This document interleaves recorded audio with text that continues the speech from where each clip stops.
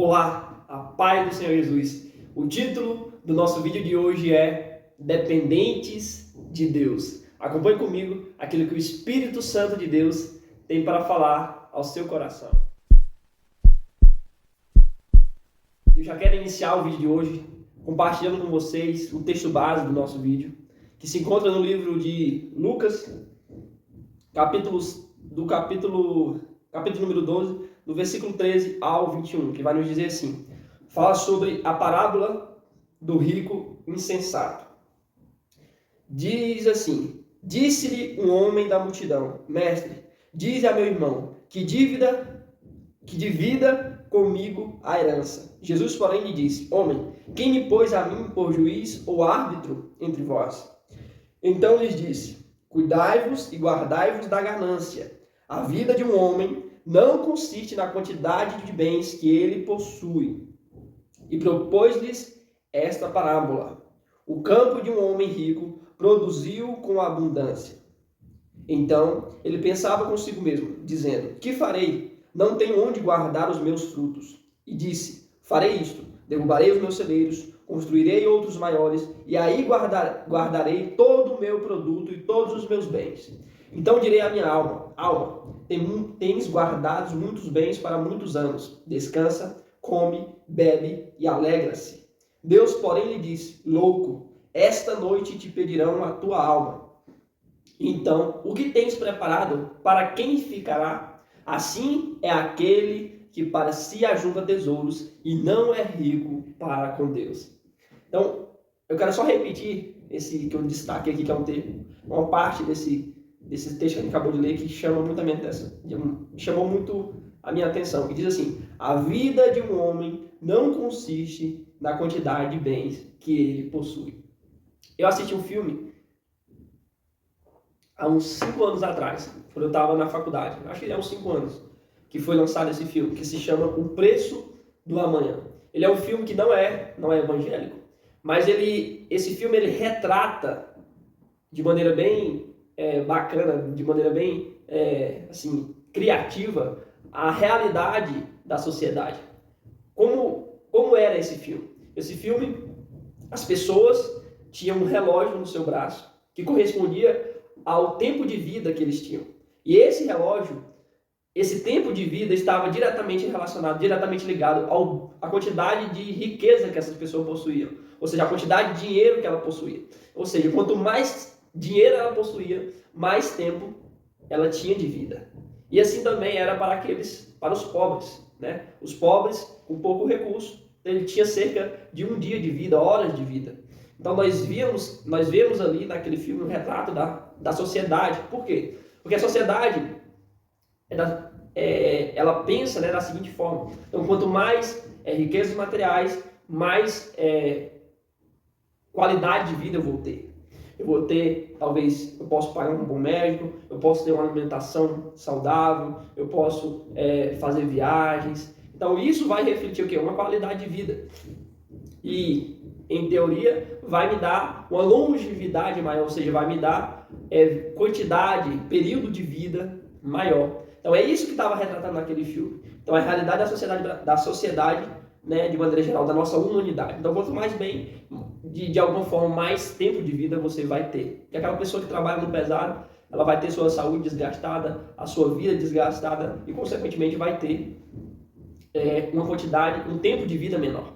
Mas aí quando nós vamos para o lado espiritual, para a realidade de Cristo, com a vida em Cristo, nós vemos que isso é totalmente ao contrário. Olha o que Jesus está ensinando para esse homem que estava no meio da multidão e chama a atenção de Jesus. A vida de um homem não consiste na quantidade de bens que ele possui. Isso aqui é maravilhoso, porque a vida de um homem não está nas coisas materiais, mas está em Jesus Cristo, que é o caminho, a verdade e a vida. Nele que está verdadeiramente a vida, e a vida eterna. Então só em Jesus nós temos essa verdadeira vida e vida em abundância.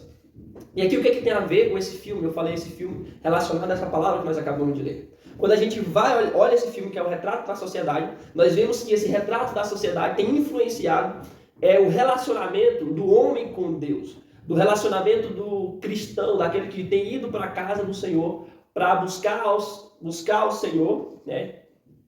tem refletido. Por quê? Porque até na época de Jesus, os próprios judeus, eles acreditavam que as riquezas de um homem significava o favor de Deus sobre a vida daquele homem. Então, quanto mais bem ele se possuía, mais abençoado ele era. Então, mais Jesus, mais Deus estava sobre a vida daquele homem. E aqui, Jesus, ele vem quebrar esse paradigma. Ele fala, calma aí, não é bem assim. Não é bem assim como vocês pensam. Não é a quantidade de bem que vai dizer se esse homem realmente é abençoado, se realmente ele tem vida. E aí, o que é que nós estamos vendo? Né? Que já foi há muito tempo atrás e continua sendo nos nossos dias. As pessoas estão indo até Jesus não para ser parecido com ele, não para alcançar a transformação que ele nos proporciona, mas querendo ter algo em troca. Eu vou para a igreja porque Deus vai abençoar os meus negócios, Deus vai multiplicar as minhas posses materiais. Então foi isso que esse homem que estava ali no meio da multidão, ouvindo Jesus falar, os ensinos de Jesus, ele vai chamar a atenção de Jesus. Jesus, eu estou com uma situação aqui de dividir uma herança. Resolve para mim. E aí é interessante a gente entender o contexto da época. Por quê? Porque naquela época, os rabinos, os mestres, eles costumavam resolver, né, tratar dessas questões familiares e dessas questões civis. Então as pessoas, quando tinham um problema, iam até esses mestres da lei, iam até esses doutores da lei, até esses escribas, e para eles que eles pudessem resolver algum conflito que havia na família, alguma questão civil. Era como se fosse, vamos dizer assim, um juiz, né? Eles exerciam o papel sacerdotal de líder religioso e também de líder, vamos dizer assim, civil, como se fosse um juiz e resolvia as questões, né? as divergências na sociedade. Então esse homem vai até Jesus justamente por isso, porque Jesus era respeitado, considerado um mestre. Então, Senhor, resolve o meu problema. O que nós vemos, é uma aplicação já para os nossos dias, para a nossa vida cristã, para o nosso relacionamento com Deus. Muitos têm ido até Jesus, não porque Ele é Jesus, porque Ele nos dá a vida, porque Ele nos dá a salvação da vida eterna. Mas estão indo até Jesus, não porque quer a transformação, mas porque quer uma bênção, quer que os seus negócios se multipliquem, quer que suas posses materiais se multipliquem. Então isso é algo muito grave.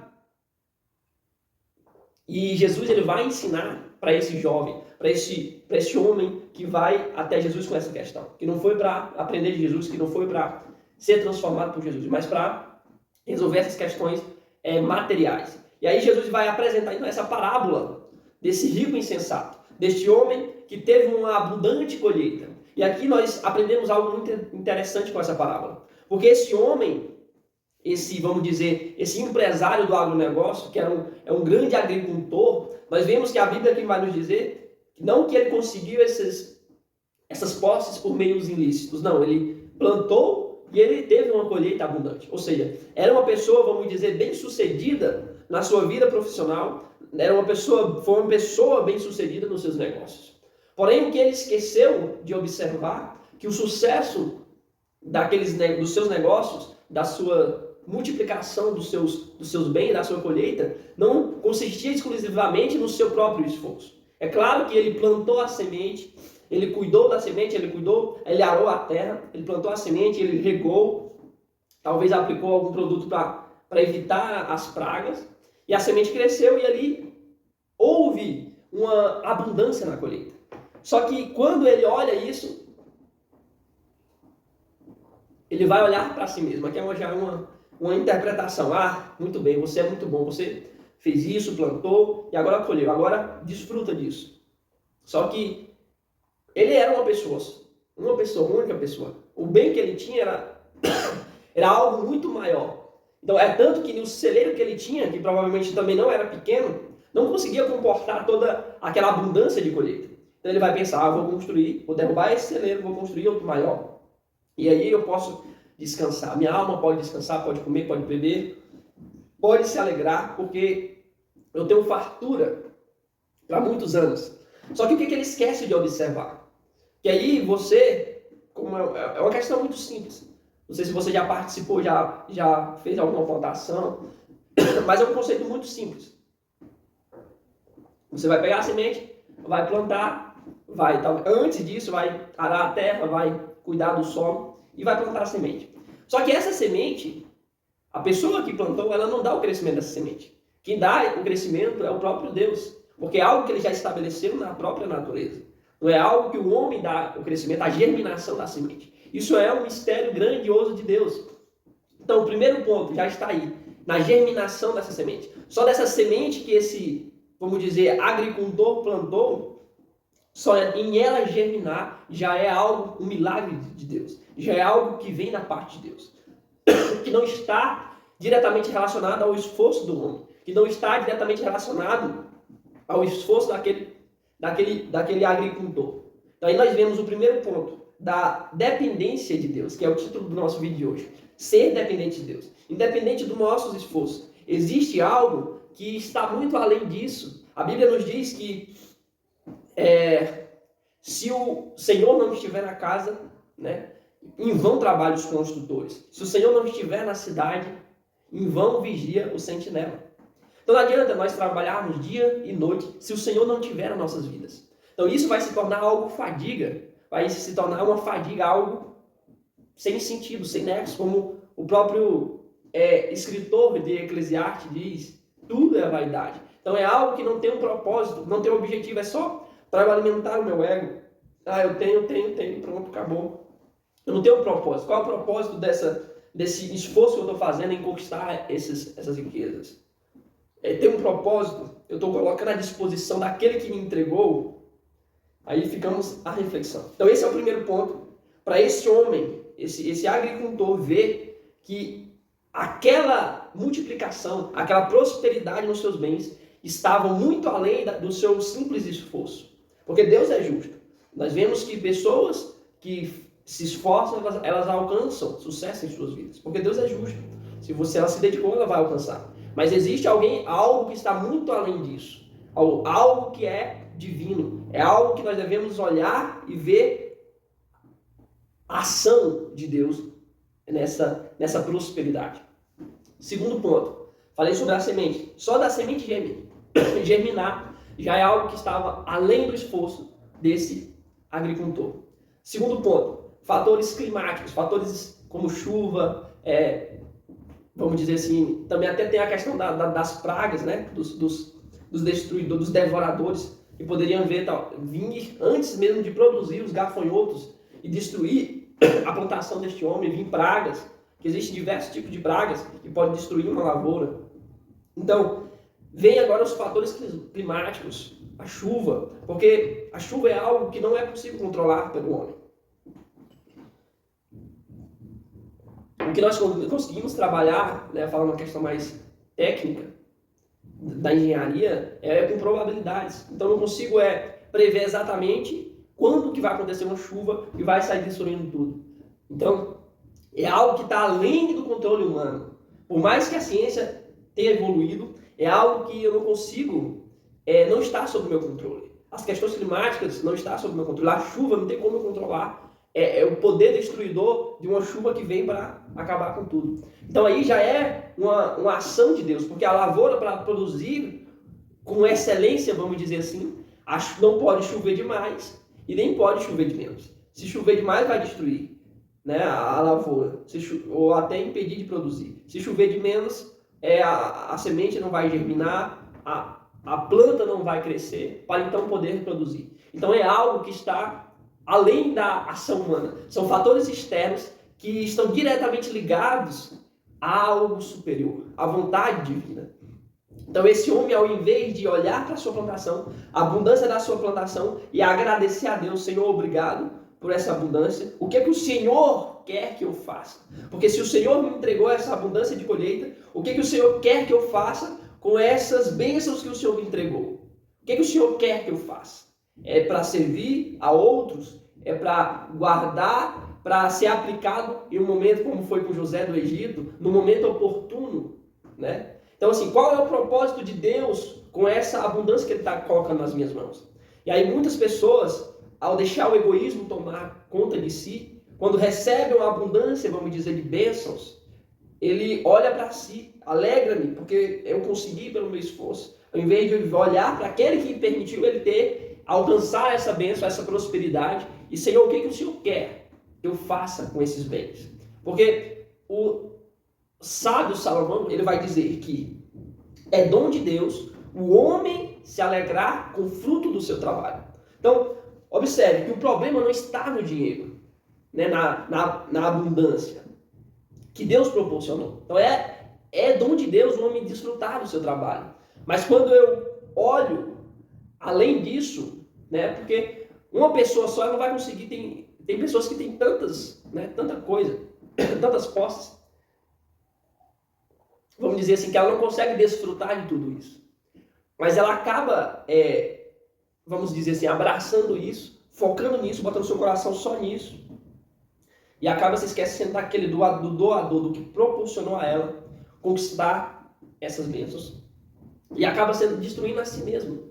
Em vez de estar acumulando tesouros no céu, porque nós sabemos que quando nós fazemos a vontade de Deus, nós estamos o quê? Acumulando tesouros no céu.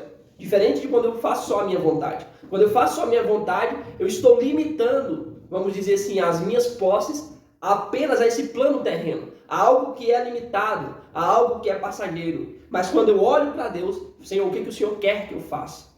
Eu estou acumulando tesouros no céu, porque sabemos que nós estamos por aqui de passagem, um curto período, mas a nossa morada é na eternidade. Então é lá que nós devemos construir um palácio, vamos dizer assim, algo glorioso, tesouros que irão ficar para a eternidade, não coisas que são perecíveis, como esse homem, ele acumulou, ele teve uma abundância, não olhou para Deus, olhou para o seu eu.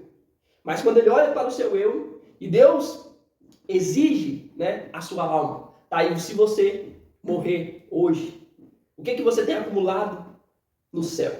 Você tem acumulado para si, para o seu eu, ou para Deus?